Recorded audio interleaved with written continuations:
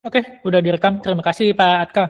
Oke, selamat malam teman-teman semua. Terima kasih ya udah hadir di sesi ini.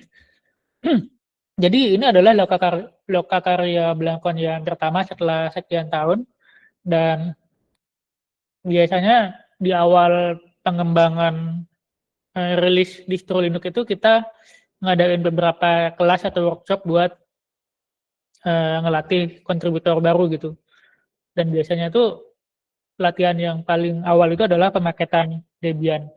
Nah, malam ini kita akan bahas gitu, pemaketan Debian itu seperti apa, alurnya seperti apa, jenis-jenisnya itu apa aja, dan materinya akan disampaikan oleh Pak Han dan saya sendiri. Jadi nanti bakal dibuka sama Pak Han, pembukaan materi dan definisi-definisi yang ada di pemaketan Debian. Habis itu kita akan workshop, dan di situ teman-teman bisa ikutin panduan yang kita berikan di kelas ini. Kalau ada kendala juga bisa langsung tanya ya. Jadi kita bisa selesaikan masalahnya bareng-bareng di sini. Oke, kita mulai aja. Aku izin geser mikrofonnya ke Pak Hang. Silakan Pak Hang. Tes. Ada suaranya?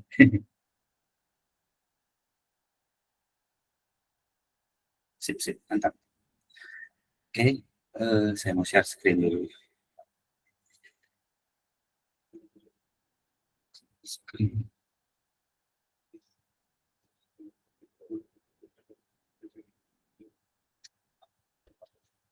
Semoga kelihatan. Kelihatan ya? Oke. Ya. Kelihatan Pak, aman. Sip. Bismillahirrahmanirrahim. Selamat malam teman-teman, rekan-rekan. Perkenalkan dulu ya, saya Han. Dulu pernah jadi tim pemaket waktu zaman dulu itu, tapi agak-agak lupa lagi karena sudah lama tidak paket. Jadi untuk sekarang mungkin kita belajar bersama aja gitu ya. Semoga ada yang sudah pengalaman juga, jadi kita bisa sharing juga. Ya, kita mulai tentang pemaketan dasar di Debian. Jadi tujuan kita di sini adalah untuk bagaimana kita membuat paket di lokal dulu ya, di lokal dari sebuah source code gitu ya, dari sebuah project menjadi sebuah paket Debian.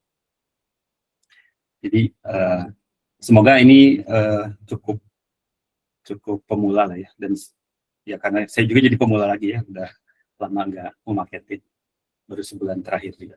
Oke, definisinya sederhana sebenarnya pemaketan itu. Jadi kita mengubah sebuah berkas project source code, itu source code apapun gitu ya, menjadi sebuah berkas .zip, sehingga nanti si user nggak usah lagi compile, nggak usah lagi ya make install yang kayak gitu ya, tapi sudah siap dipakai, bisa pakai PKG, bisa mungkin kalau udah masuk ke repo bisa pakai apt. Kenapa kita belajar? Ya ada beberapa alasan mungkin ya. Pertama mungkin kita ingin masang software yang Debian-nya belum ada. Mungkin ini sangat baru sehingga belum ada yang mau bikinin repo-nya, jadi kita bisa bikin sendiri. Atau mungkin paketnya sudah update di upstream-nya ya, di hulunya, dan sementara di Debian-nya belum ada, jadi kita bisa update sendiri. Atau mungkin ada bugs di paket tersebut sehingga kita bikin juga paketnya. Dan ini mungkin ya tujuan dari Lokakarya, mencari pendekar-pendekar baru untuk terutama untuk tim pemaket, karena jujur mungkin ini salah satu tugas yang cukup berat untuk pemaket, karena bakal maketin banyak aplikasi gitu ya, banyak paket. Secara umum pemaketan itu hanya 4 gitu ya. Kita unduh si projectnya, nanti biasanya ada tar.gz gitu ya, terus atau mungkin dari GitHub juga bisa, dari GitLab dan sebagainya. Lalu kita ekstraksi project tersebut kalau dia dalam bentuk target gitu ya. Dari situ kita tambahkan directory Debian menggunakan perintah debmake, nanti kita bahas. Lalu kita modifikasi, mungkin ada patch yang harus dimasukkan atau ada config-config yang harus disesuaikan. Di situ setelah itu sudah beres, baru kita bikin paketnya menjadi .deb. Di sini nanti kita pakai debut. Jadi sederhana sebenarnya. Nah, untuk menjadi pemaket itu ada beberapa yang harus disiapkan. Yang pertama itu kita menyiapkan emailnya yang akan kita pakai. Nanti kita bahas satu persatu ya. Lalu kita pasang perkakas pendukung yang diperlukan gitu ya. Ada beberapa yang wajib ada. Lalu karena kita sudah banyak, karena project Debian itu sudah beralih ke Git ya, tidak lagi pakai Bazaar. Jadi kita harus juga setup Git-nya dan kita juga setup kunci GPG. Kalau nanti mungkin untuk ketika mau dikirim ke repo ya, untuk di Blankon misalnya, maka kita butuh kunci GPG ini. Oke, nah ini untuk setup email. Jadi di komputer kita harus setting ini ya, deb email dan deb full name-nya di file.basrc atau mungkin kalau pakai ZSHRC kalau nggak salah ya. Nah ini masukin. Kalau ini bisa dimasukin atau tidak, ini opsional, tapi yang pasti harus di source dulu nanti si basrc-nya supaya si deb email dan deb full name-nya keluar. Untuk memastikannya nanti di terminal, ya nanti kita mainnya di terminal ya, bisa lupa. Kita coba aja di echo debmail gitu ya.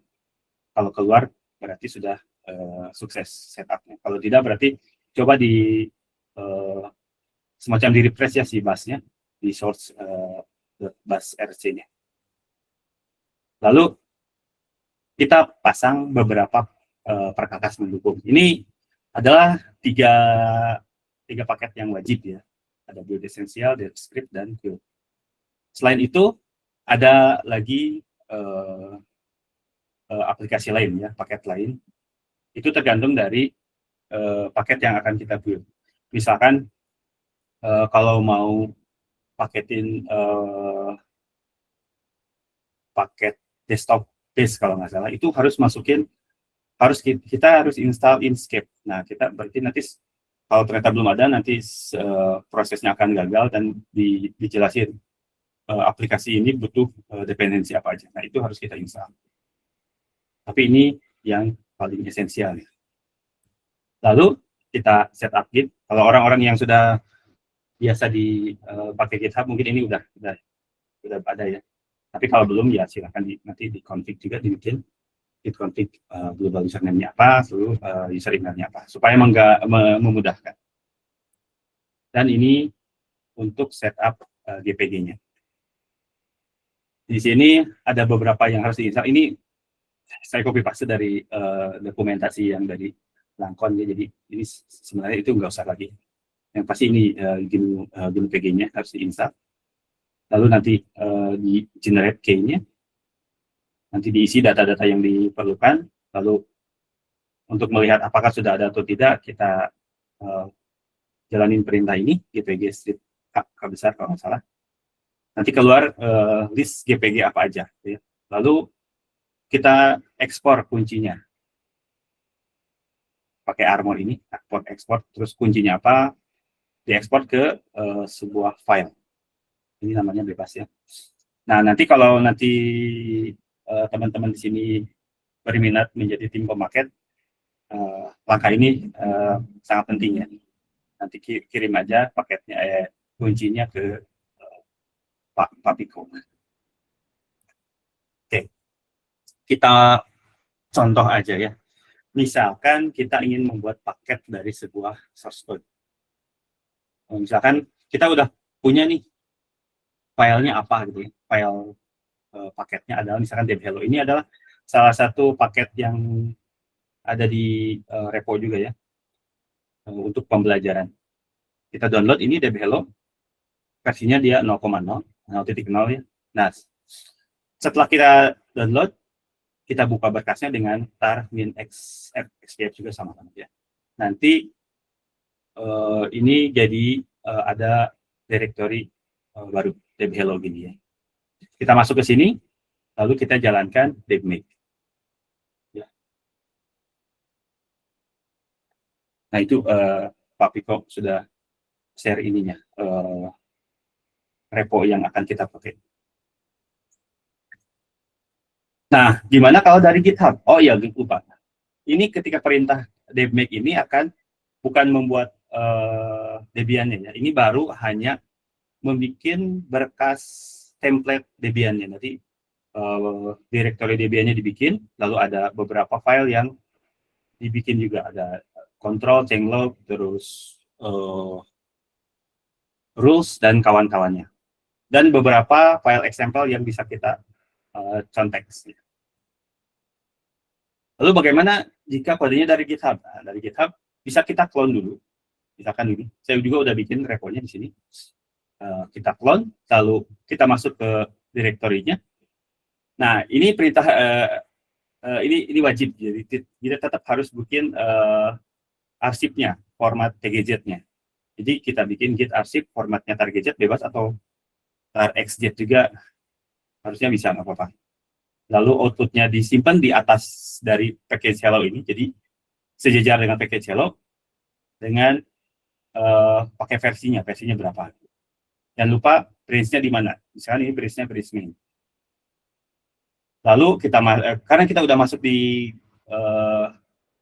directory package hello, kita langsung aja deb-make. Nah, di sini ada min.u 0.0.0.1. Beda dengan deb-make aja. Apa bedanya? Karena di directory ini nggak ada versinya. Jadi di si deb-make itu mencari versinya itu dari nama directory di atasnya gitu ya.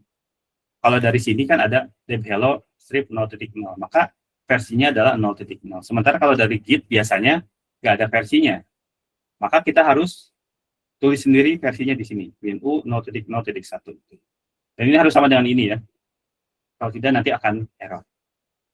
Kalau Anda nggak mau masang pakai ini ya berarti ganti aja ini di rename package hello strip 0.0.1. Jangan pakai underscore ya, pakai strip. Karena nanti beda juga. Nah, perintah deb-make itu akan membuat directory Debian dan beberapa file pendukung. Ini ada banyak sekali. Tapi yang paling itu adalah control, lalu changelog. Oh, ini changelognya yang kulihat tadi. Dan beberapa file yang lain. Yang ada .x ini bisa kita hapus ya, karena ini hanya contoh saja. Jadi kalau misalkan pengen pakai ini CI, kita bisa contek rules-nya di sini gitu ya. Kalau enggak ya udah hapus aja. Seperti itu.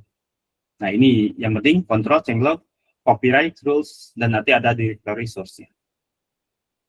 Oke. Setelah ini sudah jadi, masih belum kita belum bisa bikin paketnya buat pakai di build gitu ya. Kita ubah.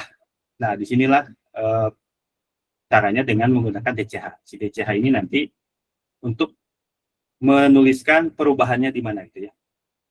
Jadi kita edit si file controlnya dan copyright gitu ya, ini bebas. Ini bisa pakai nano atau Vim terserah, atau pakai MC edit juga bisa ya. Nah, untuk di blank code, misalkan kita bikin paket turunan dari Debian, kita bisa ganti si maintainernya dengan xsbc strip original strip maintainer. Dan kita masukkan nama sendiri di maintainernya kalau emang mau jadi sebagai maintainer, atau masukin aja blank code developer. Jadi secara umum pakai ini. Lalu masukin juga uploaders-nya gitu ya, nama kita. Beres nih ngedit-ngeditnya baru ke si DCH. Kita ketik DCH strip DCH spasi strip i gitu ya. Nanti file changelog-nya itu akan terbuka menggunakan editor default-nya. Biasanya pakai nano gitu ya, supaya mudah.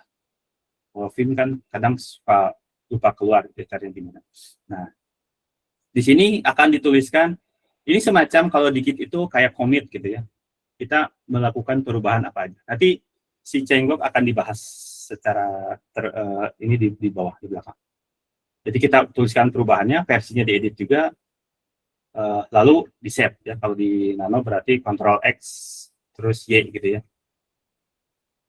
Ternyata ada typo misalkan. Nah, kita bisa ketika lagi DCH tapi sekarang pakai strip E di edit gitu. Kalau pakai I lagi, kita bikin commit yang baru gitu ya. Kalau yang ini, kalau E berarti kayak edit commit gitu ya.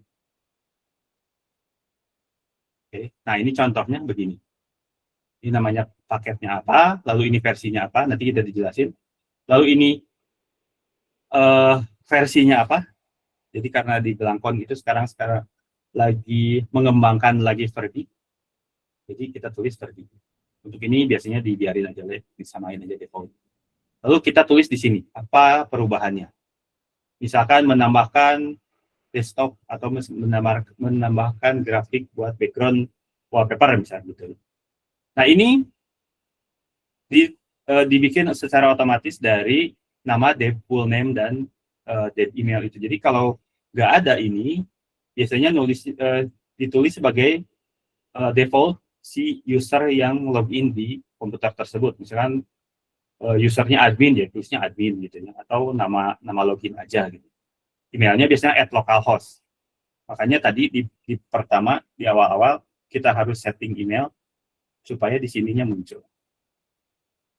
Dan ini pun penting ketika kita butuh menggunakan menandatangani si paket. Nah, namanya itu harus sama dengan dari GPG yang tadi. Jadi kalau di sini namanya misalkan saya Hanan Husna, lalu di GPG-nya Han aja, itu nanti bermasalah ketika menandatangani. Makanya namanya harus sama. Gitu. Nah, ketika sudah beres, ketika dirasa perubahannya sudah, maka kita tinggal ketik in debuil spasi UC spasi min UC spasi min US. Ini perintah ini itu opsi untuk skip signing ya. Jadi tidak ditandatangani karena kita kan buat lokal, tidak butuh ditandatangani. Jadi dia lebih cepat, nggak ada proses tanda tangan. Gitu ya. Jika ternyata tidak ada halangan, misalkan tidak ada dependensi yang harus diinstal, nggak fail gitu ya, maka nanti muncul paket-paket ini. Yang terutama yang ini ya, paket hello, lalu di sini ada underscore, ini default dari Debian gitu ya. Ini versinya. Nanti ini tentang versi ada di belakang. Ya, karena ini adalah paket natif, kita tidak tambahkan Debian Belangkon di sini. Nanti ada pembahasannya juga. Nah, di Debian itu ada beberapa jenis paket. Ya. Yang pertama paket natif, dan yang kedua adalah non-natif. Paket natif itu adalah yang kode sumber dan si Debian-nya itu ada dalam satu repo tersebut gitu ya. Nanti formatnya itu 3.0 natif. Di source di Debian, directory Debian source, nanti ada file format isinya 3.0 spasi natif. Sementara kalau non natif, dia formatnya begini. Ini ada beberapa ya. Pertama, dia tidak punya spesifik Debian di project tersebut, atau ya nanti kita harus bikin spesifikasi Debian-nya di tempat lain. Nanti ditandai dengan sort ini, ada quill. Si quill ini nanti untuk bikin patch gitu ya. Nah, ini belum hapus nih. Jadinya ada 3 kalau nggak salah di Belangkon ya sendiri ya. Pertama yang natif, kita punya contoh-contoh project natif, misalkan Bromo Theme, terus Playmode Themes, Belangkon dan seterusnya. Gitu. Jadi source code dan Debian-nya itu kita urus sendiri gitu ya, tidak lagi dari Debian. Dan ada juga yang natif. Ya dari upstream, dari hulunya si Debian. Lalu kita punya repository lain hanya untuk mengelola directory Debian. Contoh-contohnya bisa teman-teman lihat di github.com/blank-on-package ya. Ada beberapa. Nanti ada source-nya disimpan di Belangkon, sementara Debian-nya disimpan di Belangkon package. Nanti untuk patch-patch-nya diurus sama si quill. Seperti itu. Nah, penomoran versi. Nah, ini penomoran versi di Belangkon itu mengadopsi dari Ubuntu ya. Jadi ada konvensi, yaitu kita tambahkan revisi derivatif. Misalkan si apt di Debian itu versinya 1.2. Ketika kita mau memaketkan apt versi Blankon, maka nanti versinya jadi 1.2 Blankon 1. Jadi ditambahin Blankon 1 di sini. Jadi nanti di sini. Nah, di sini bukan lagi 0.0.1 strip 2, tapi 0.0.1 strip 2 Blankon 1. Ya. Sementara untuk paket umum, misalkan paket play mode gitu ya. Play mode itu ada yang menghandle, yang ya memaintain gitu ya, dari free desktop kalau nggak salah. Lalu dibikin Debian-nya, maka Debian punya versi sendiri di sini, strip 3. Lalu kita pakai oleh Blankon, maka kita tambahkan Blankon di sini. Jadi 1.2 strip 3 Blankon 4. Jadi ini yang kita handle. Yang 3 ini dihandle sama Debian, yang 1.2 dihandle sama yang punya project-nya. Misalkan GNOME, yang kayak gitu. Ketika dibikin versi Debian, berarti Debian sendiri nambahin versinya di situ.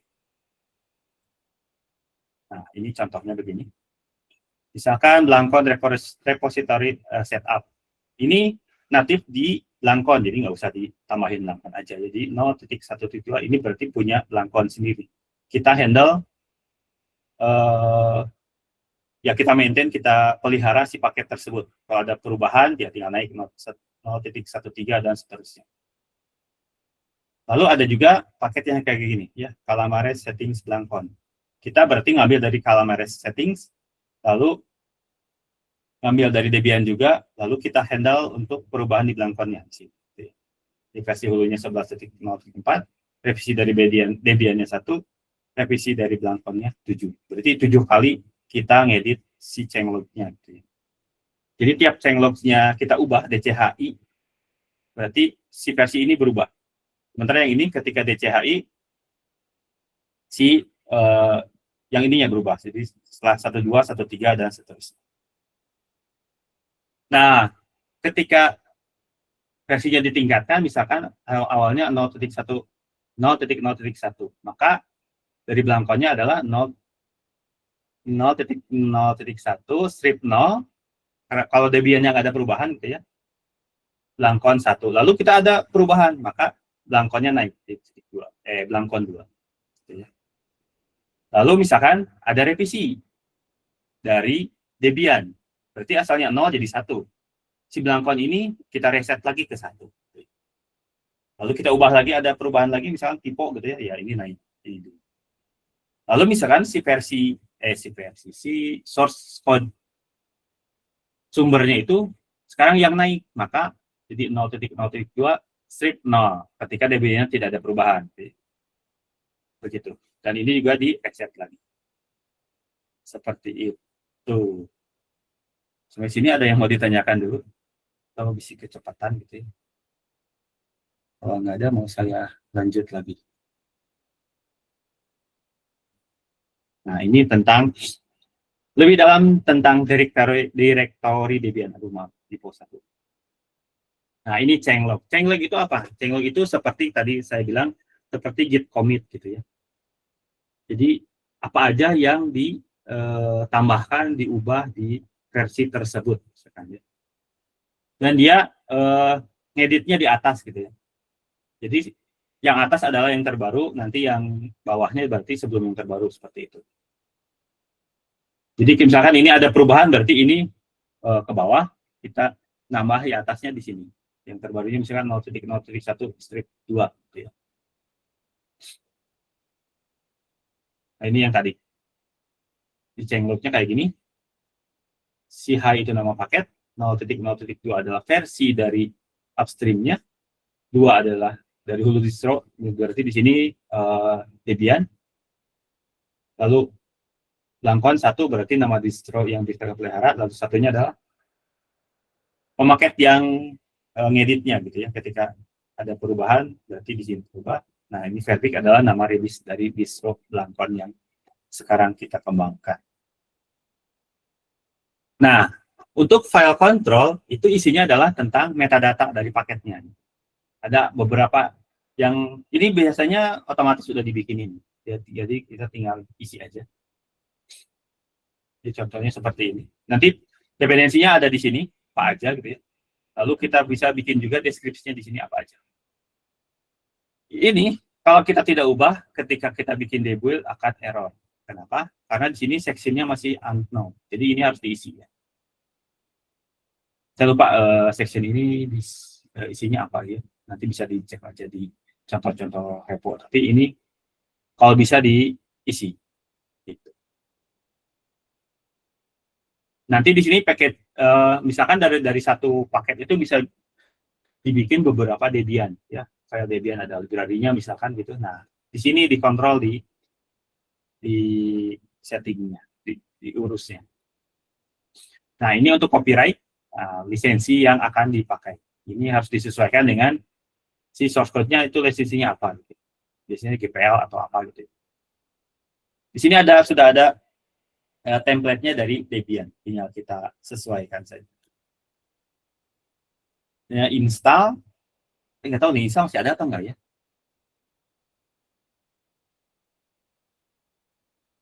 Ya, ini berarti beberapa rules yang akan dikerjakan ketika proses dibuild. Nah, ini adalah contoh rules-nya. Jadi proses instalasi itu nanti akan dijalankan oleh rules. Nah, isinya apa aja, berarti di sini yang harus kita ubah. Biasanya kalau yang sederhana, pakai sederhana ini cuma ini aja isinya. TH, ini. Kalau yang sudah kompleks, biasanya lebih jelimet lagi di sini. Begitu. Nah, kalau page itu nanti berhubungan dengan ini kebalik nih, harusnya quilt di sini. Nanti diurus sama si quilt. Si quilt itu nanti akan melakukan patching terhadap paket yang akan kita build. Jadi konsep dari Debian ini saya lupa mungkin ya. Si paket source itu tidak boleh diubah. Ya. Jadi semua source code itu harus sesuai dengan source code pemiliknya gitu ya. Misalkan si playmode misalkan. Kita nggak boleh mengedit file dari prediksi file playmode itu. Semua perubahan harus disimpan di directory Debian. Nah, patch-nya itu nanti disimpan di sini. Nanti di patch itu sudah ada seriesnya. Nanti ada nomornya juga, misalnya 001 patch apa gitu ya, patch 002 apa kan. Jadi nanti si quilt itu akan mengerjakan sesuai urutannya.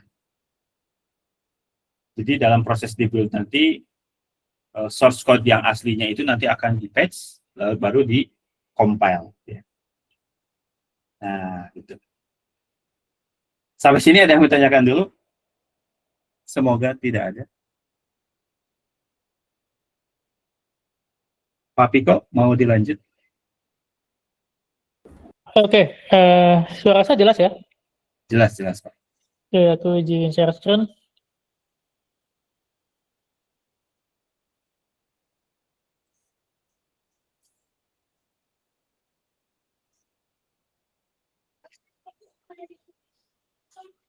Udah kelihatan belum ya? Oke, ini aku tak coba lanjutin sedikit ya. Ini tadi kalimatnya salah, jadi yang kebalik itu perkakas quilt dengan git. Nanti akan aku coba jelasin. Nah, untuk prakteknya itu sesuai dengan definisi yang tadi. Kita akan coba dengan paket natif, yaitu paket yang sumber kode yang di dalamnya sudah ada direktori Debian, spesifikasi pemaketan Debian. Kemudian ada paket non-natif, bukan natif, jadi sumber kode yang nggak punya spesifikasi Debian. Lalu ada yang ketiga adalah paket yang bukan natif, tapi dia sudah punya spesifikasi Debian di repo lain. Ini kita akan coba satu-satu. Nah, untuk yang natif, sebenarnya sesederhana ini. Ini aku coba. Kelihatan ya? Jelas? Nah, aku di sini udah buka terminal.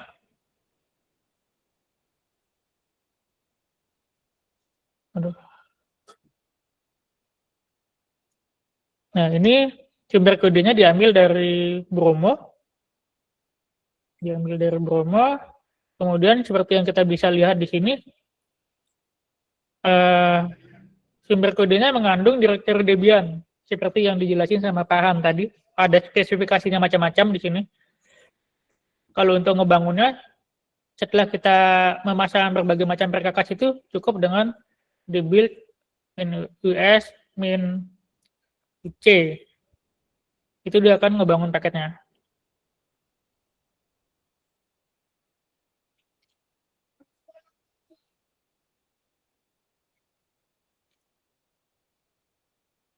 Oke, di sini paketnya sudah jadi, tapi kalau di pemaketan Debian itu paketnya bukan kebentuk di dalam sumber kodenya, tapi di direktori di atasnya.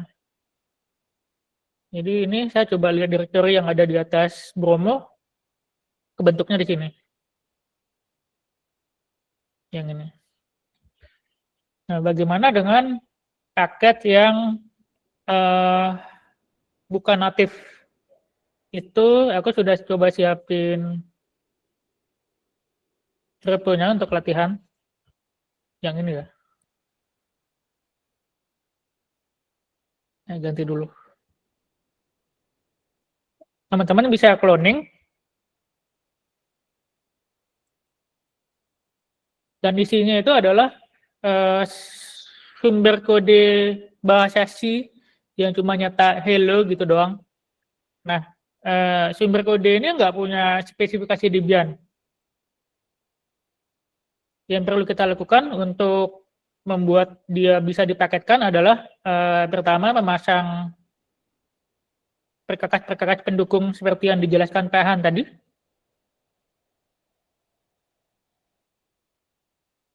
Oke, ini udah kepasang semua. Kemudian kita bongkar tarbalnya. Kenapa selalu dengan tarbal seperti ini? Karena di proyek-proyek open source itu kalau dulu ya, biasanya sumber kode itu dipertukarkan dengan berkas kompresi seperti ini, bukan dengan Git dulu. Jadi budaya masih ke bawah. Nah, ini kita coba bongkar dulu sumber kodenya. Kita bisa lihat di sini. Ini sumber kodenya. Dia cuma nyata kata hello world. Terus di sini tidak ada spesifikasi Debian. Kita masuk dulu ke dalam sumber kode yang sudah diekstrak tadi. Lalu menjalankan perintah depmake.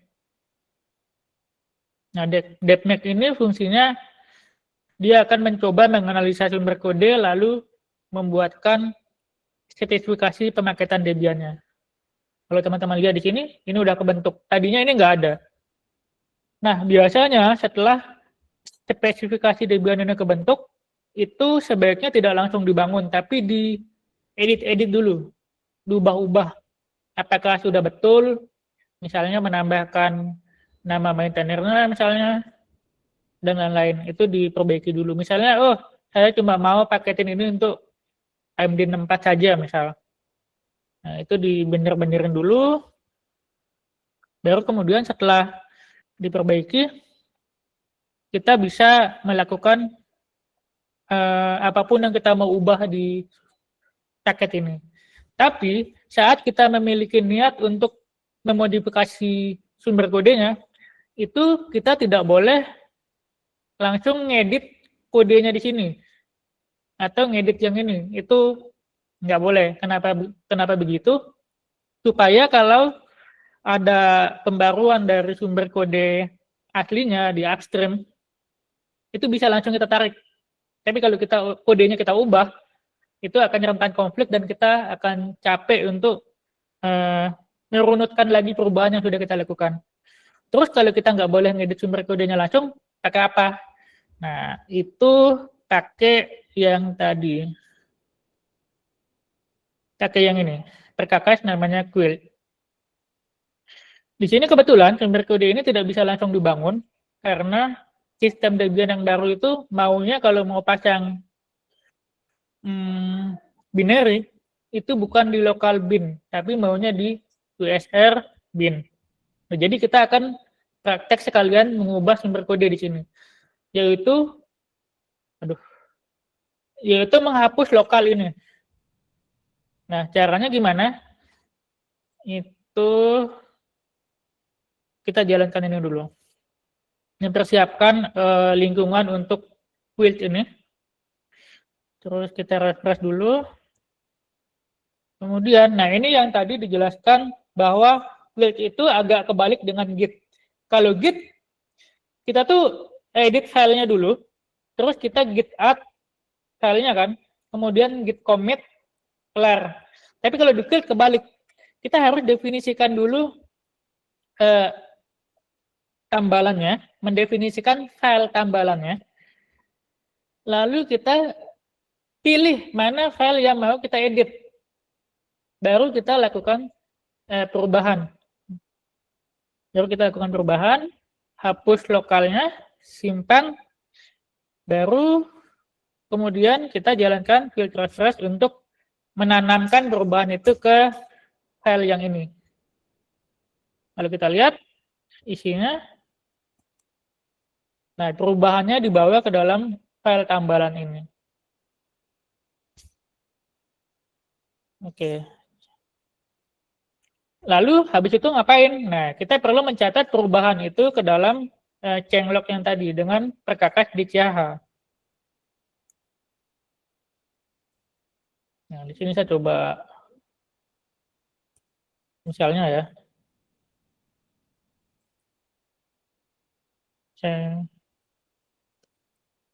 Misal saya simpan, lalu saya coba bangun paketnya.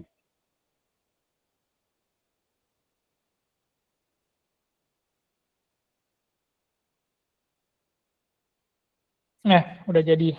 Nah, sama seperti paket Bromotem tadi, jika kita membangun paket, itu dia paketnya tidak terbentuk di dalam sumber kode ini, melainkan ada di direktori di atasnya. Nah, kebentuknya di sini. Ini teman-teman bisa cobain, tinggal ikuti panduan yang ada di sini. Kemudian kalau teman-teman ingin mengulang prosesnya, membersihkan direktori-direktori ini bisa pakai script reset yang ada di sini. Nah, ini nanti dibersihkan lagi, dan teman-teman bisa mengulang proses pembelajarannya. Itu adalah pemaketan non-natif yang dari awal. Kemudian, paket non-natif dengan spesifikasi Debian yang sudah ada. Nah, ini kemarin kita udah coba di paket yang namanya Plymouth. Saya coba ambil dulu ya.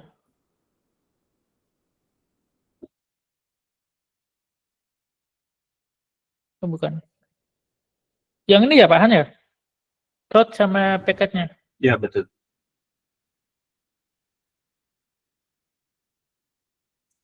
Ini kalau bagian ini sejujurnya saya belum coba.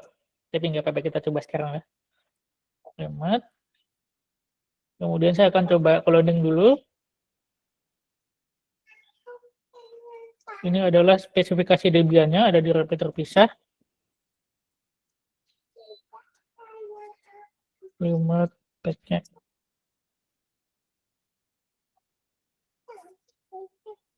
Internet saya sepertinya lambat ya. Lama.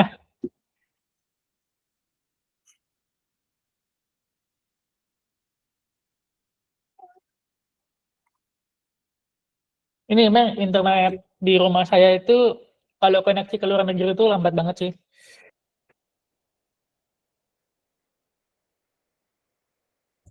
Oke, ini mungkin saya simulasiin aja ya. Misalnya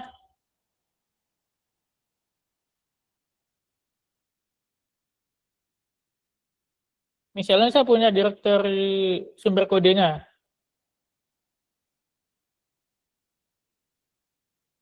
Nah, misalnya ini direkturnya. Yang perlu kita lakukan itu adalah cimling Debian-nya yang tadi ke sini. Nah, setelah ke cimling, kita coba bangun paketnya. Itu nanti tambalan-tambalan yang ada di direktori Debian yang berasal dari repositori terpisah itu akan dicoba diimplement ke dalam sumber kode itu lalu dicoba bangun.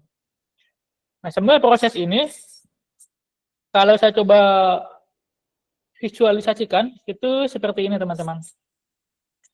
Anggap aja yang biru ini adalah direktori sumber kodenya. Kemudian proses debmap itu akan membuat spesifikasi Debian-nya. Nah, ini tergantung bagaimana kita memandang sumber kode ini. Apakah sumber kode ini berasal dari upstream atau sumber kode yang kita kelola sendiri dan kita perlakukan sebagai paket natif. Jika paket natif, maka spesifikasi Debian-nya harus masuk ke dalam git commit dari sumber kode ini. Tapi jika tidak, maka dia harus dipisahkan.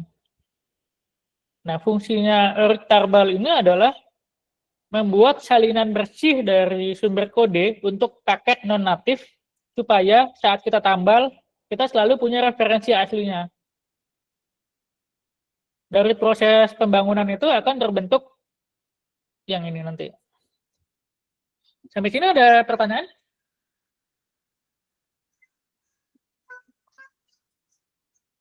Untuk materi kita bisa udah di mana? Oh, oke, nanti di-share di grup Blankon ya.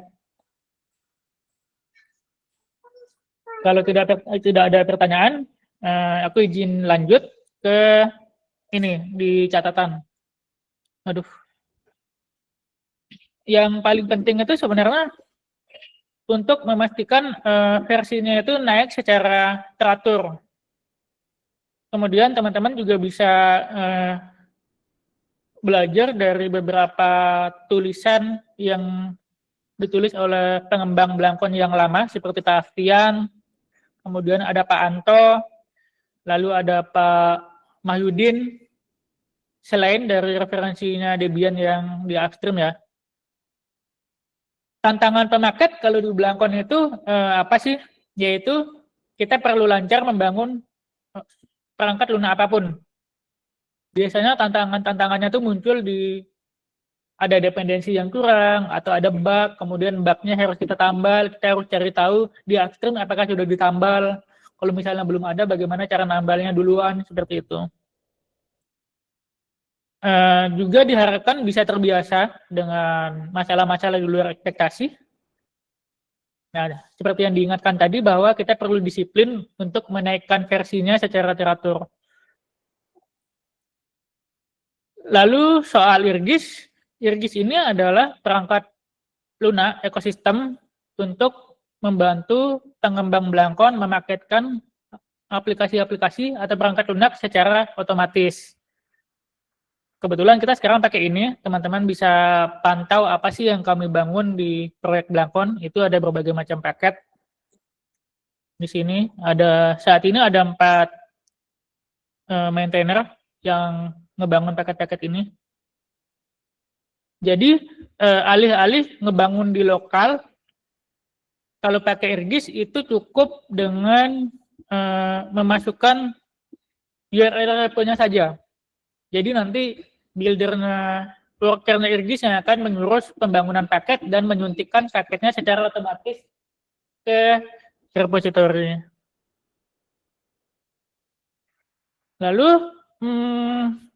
apa sih salah satu harapan dari proyek Blankon itu ingin mengajak kontributor-kontributornya yang pemaket untuk bisa menjadi maintainer di Debian. Harapannya seperti itu ya. Jadi kalau di Debian itu ada 2 level. Yang pertama itu adalah Debian maintainer yang dia punya hak untuk membangun paket, menandatangani paket, lalu bisa mengupload di tempat-tempat tertentu. Tapi ada yang lebih tinggi, namanya Debian Developer. Itu member penuhnya yang punya hak penuh ke semua mesin atau server di Debian. Jadi biasanya Debian Maintainer itu dimentorin sama Debian Developer. Itu sih mimpinya, salah satu mimpi di proyek Blankon. Ada teman-teman yang kontributor nanti bisa naik kelas ke sini. Oke, itu aja sih sejauh ini. Ada pertanyaan dari teman-teman? Oh. Ya, silakan. Halo?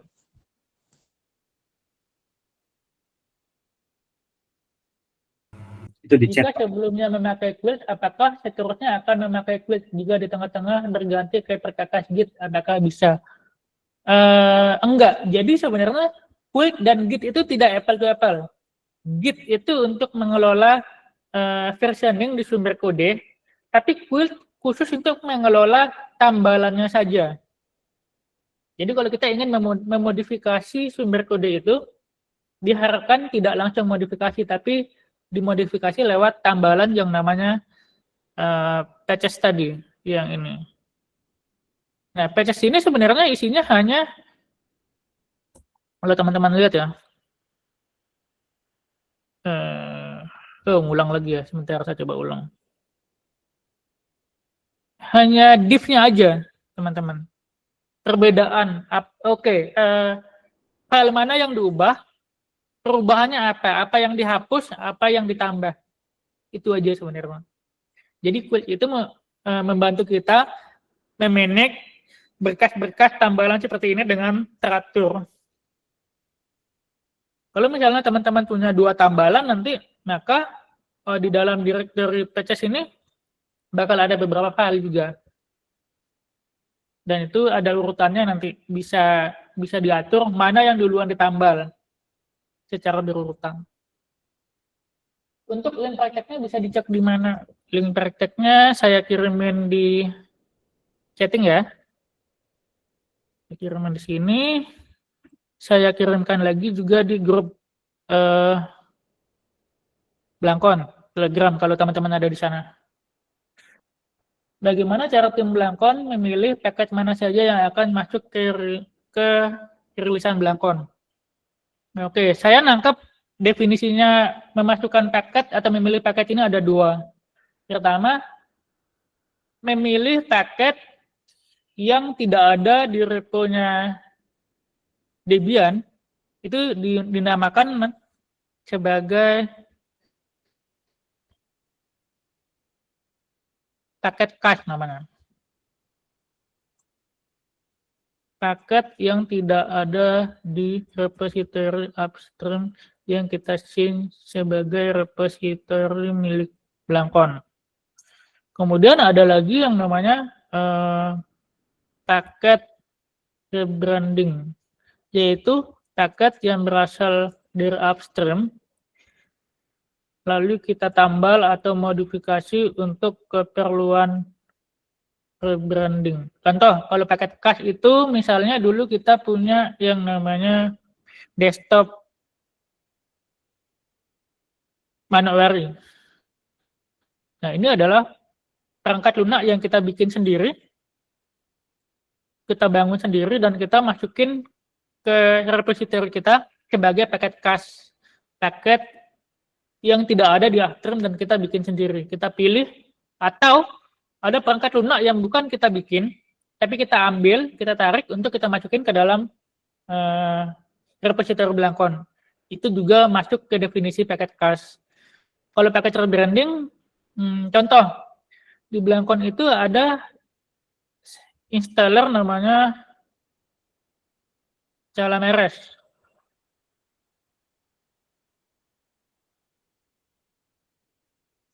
Di mana ya? Blankon.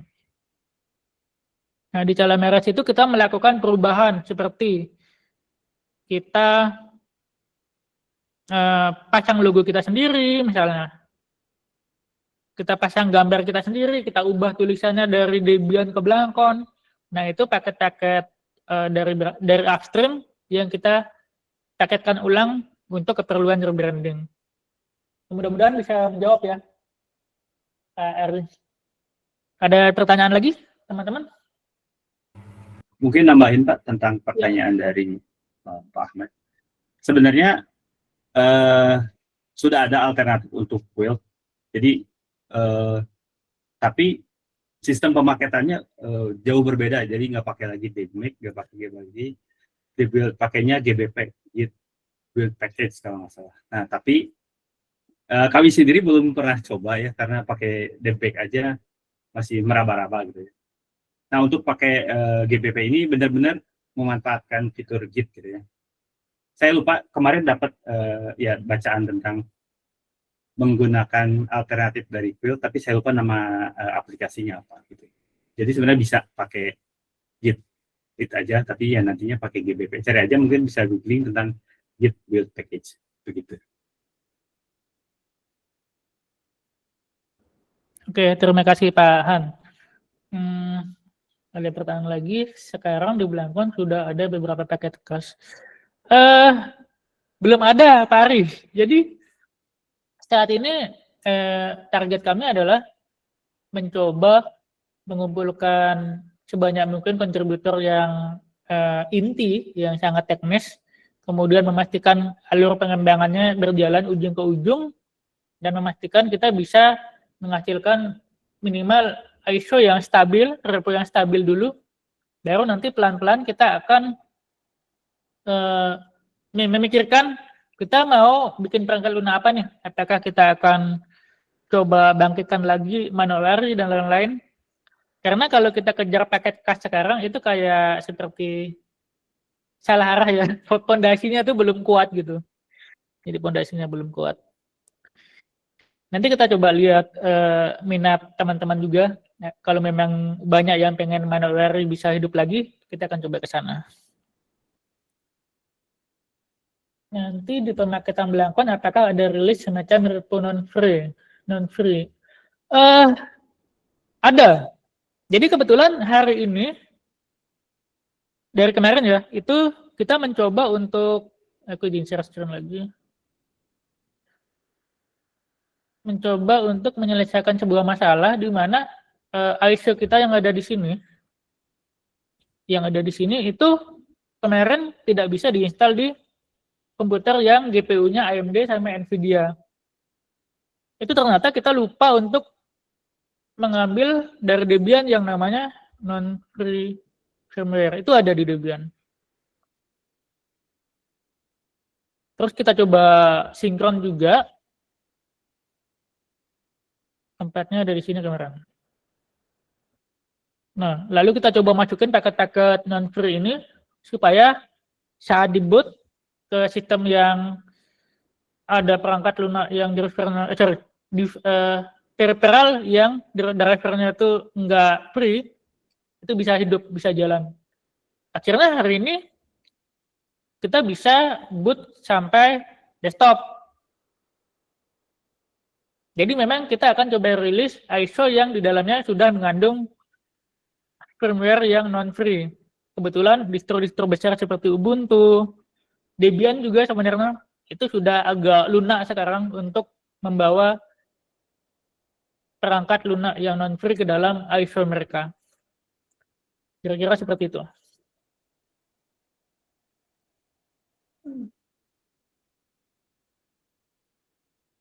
FTBS LTB console. Mungkin ya dulu sebenarnya kegagalan pemaketan seperti itu di kami dulu sangat sering terjadi sih. Dan itu penyebabnya macam-macam. Ada yang gara-gara dependensinya kurang atau lingkungan pengembangannya yang tidak siap, itu macam-macam penyebabnya. Jadi kalau teman-teman mau belajar, nanti bisa gabung ke tim Blangkon buat bantu pemaketannya, sekalian belajar pemaketan. Ada pertanyaan lagi? Bapak-bapak, ibu-ibu?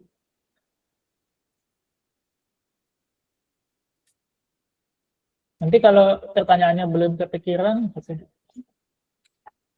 target device-nya high-end atau juga low-end? Oke, Mas Dimas, untuk pertanyaan ini, sejujurnya ini pertanyaan yang sangat sering muncul belakangan. Blangkon mau jadi distro seperti apa? Itu pertanyaan yang kami belum bisa jawab saat ini.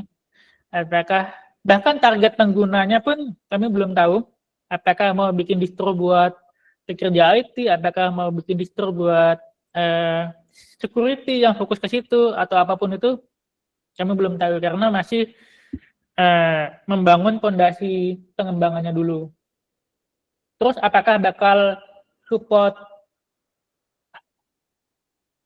sistem yang jadul, itu juga belum diputuskan. Tapi untuk support yang jadul itu masih possible karena kita kebetulan turunan dari Debian. Jadi Debian itu paketnya belum dibangun, dioptimasi untuk CPU yang arsitekturnya baru. Kalau kayak Fedora dan lain-lain itu sudah move on, mereka support CPU yang baru-baru, CPU yang jadul kayak Core 2 Duo itu udah nggak disupport lagi. Nah, nanti kalau fondasi pengembangannya sudah stabil, apapun distro yang mau kita tuju, itu akan sangat mudah, semudah ini teman-teman. Ini ada repo namanya Blancon Live Build namanya. Ini adalah konfigurasi di Blancon untuk membangun ISO-nya. Apapun yang kita inginkan, ISO-nya itu mengandung apa, itu bisa kita atur secara mudah di sini. Misal, oh saya mau desktopnya itu pakai KDE misalnya, itu kita bisa utak-atik di sini. Kita bisa utak-atik di sini. Nah, supaya ini bisa mudah dilakukan nanti, kita perlu fondasi yang kuat dulu di infrastruktur sama kontributornya dulu.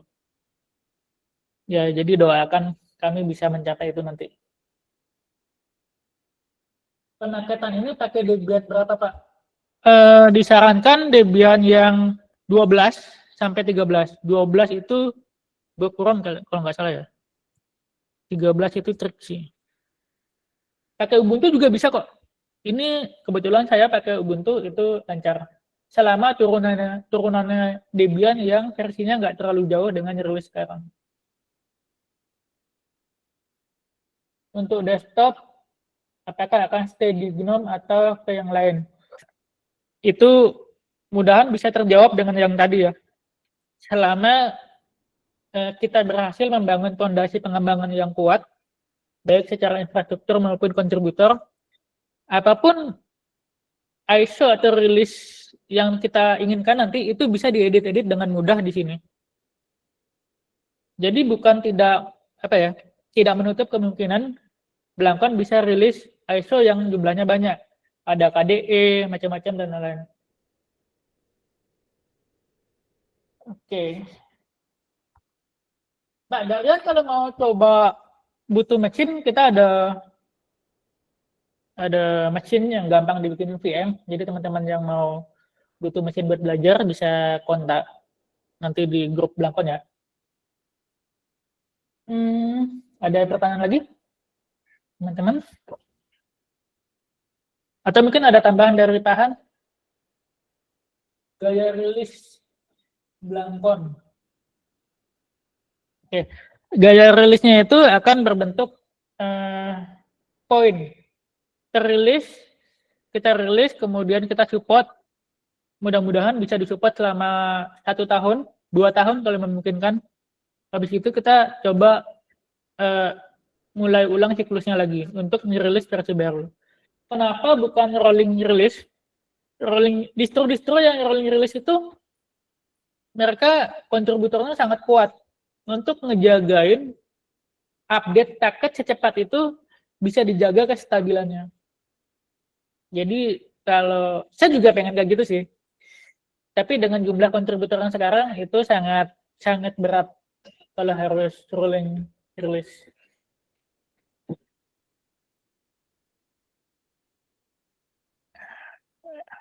Ada pertanyaan lagi, teman-teman? Iya, betul. Infranya juga berat sih kalau rolling release. Kita harus tarik terus-menerus paket-paket baru.